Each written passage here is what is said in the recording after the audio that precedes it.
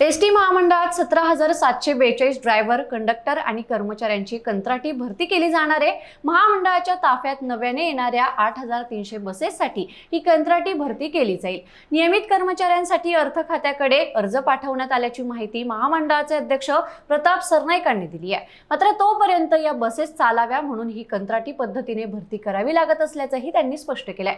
सामान्य प्रवाशांना उत्तम सेवा देणं हेच एसटीचं तसेच सर्व कर्मचाऱ्यांचं अंतिम उद्दिष्ट आहे। त्यामुळे काम करताना चालक वाहकांना भेडसावणाऱ्या दैनंदिन अडचणी, आगार स्तरावरील निर्णय प्रक्रिया तसंच शिस्तभंग कारवाईच्या बाबतीत न्याय आणि पारदर्शक पद्धतीने काम करण्याचे निर्देशही सरनाईक यांनी कर्मचारी संघटनेच्या बैठकीत दिलेत। लवकरच मुंबईत 30 स्लीपिंग कोच बसेस असतील तर 170 बैठ्या खुर्च्यांच्या वोल्वो बसेसही दाखल होतील। या दोन्ही प्रकारच्या बसेस मुंबईसाठी मागवण्यात आल्यात। महामंडळाच्या ताफ्यात आम्ही लवकरच 8,300 बसेस समाविष्ट करणार आहोत। त्यासाठी एसटी महामंडळात 17,742 ड्रायव्हर, कंडक्टर आणि कर्मचाऱ्यांची कंत्राटी भरती केली जाणार आहे। महामंडळाच्या ताफ्यात नव्याने येणाऱ्या 8,300 बसेससाठी ही कंत्राटी भरती केली जाईल, असं सरनाईक यांनी विधानसभेत बोलताना सांगितलंय।